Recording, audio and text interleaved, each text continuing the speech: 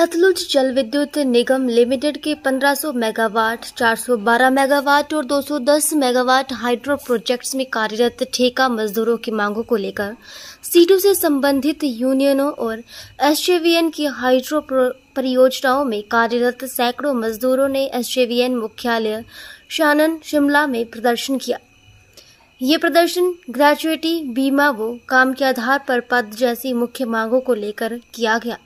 प्रदर्शन में सीटू राज्य अध्यक्ष विजेंद्र मेहरा, जिला अध्यक्ष कुलदीप डोगरा, कोषाध्यक्ष बालक राम, सचिव अमित, हिमी देवी, विवेक कश्यप, नील दत्त, रंजीव कुठियाल, 1500 मेगावाट यूनियन अध्यक्ष गुरदास, महासचिव कामराज, उपाध्यक्ष कोलराम, 412 मेगावाट यूनियन अध्यक्ष प्रमोद, महासचिव तिलक, कोषाध्यक्ष संजीव, 210 मेगावाट यूनियन अध्यक्ष मंजीत, सचिव सतीश, कोषाध्यक्ष विक्रम, लुहरी हाइड्रो निर्माण मजदूर यूनियन अध्यक्ष राज्यपाल, महासचिव दिनेश, कोषाध्यक्ष चंद्रपाल, लुहरी हाइड्रो निर्माण मजदूर यूनियन अध्यक्ष राज्यपाल, महासचिव दिनेश और अन्य सैकड़ों मजदूरों ने भाग लिया।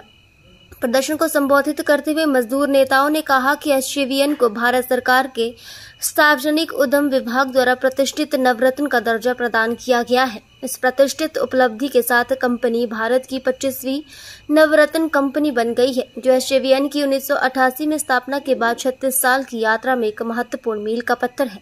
मजदूरों के बिना एसजेवीएन के इस सफर की कल्पना करना भी असंभव है।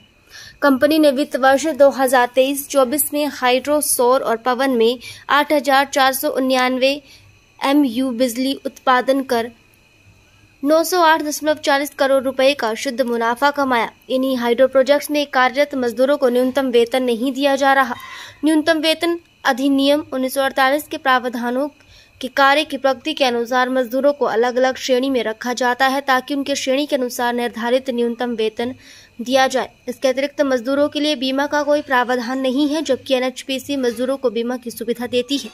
हमारे देश में श्रम कानून संविधान के मौलिक अधिकार भाग और राजनीति के निर्देशक सिद्धांतों को ध्यान में रखते हुए बनाए गए हैं।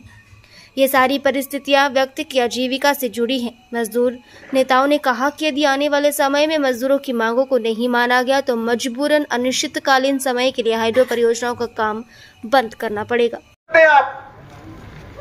आप ये बैरिकेडिंग नहीं कर सकते, क्योंकि ये दफ्तर आपके दादाजी के पैसे से नहीं बना, आपके पिताजी के पैसे से नहीं बना।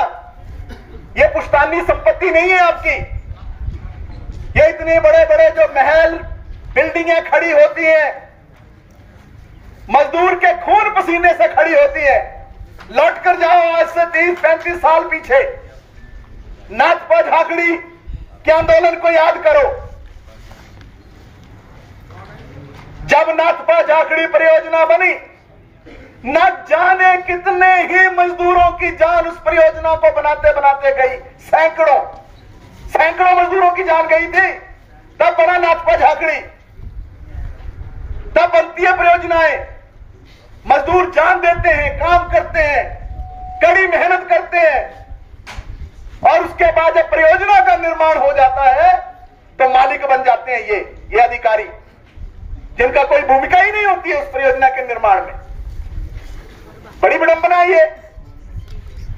और उससे ज्यादा विडंबना पुलिस की है, प्रशासन की है, तमाम सिक्योरिटी एजेंसीज की है, कि शांतिपूर्वक कोई प्रदर्शन करना चाहता है, जिसके लिए आपने अप्लाई किया, बाकायदा चिट्ठी लिखी है डीसी साहब को, एसपी साहब को। जब सीटू का लाल झंडा जब इस मंशा से आता है कि अंदर घुसना है, तो परमिशन डीसी से नहीं मांगता है। फिर सीटू का लाल झंडा फिर अंदर जाकर ही हटता है। जिंदाबाद जिंदाबाद जिंदाबाद जिंदाबाद। आपसे इजाजत ली हमने, आपको अप्लाई किया परमिशन के लिए, आपको फिर भी डर सता रहा है। बड़े नाजुक हो भाई, नाजुक होंगे, 4 कदम भी तो चलते नहीं है।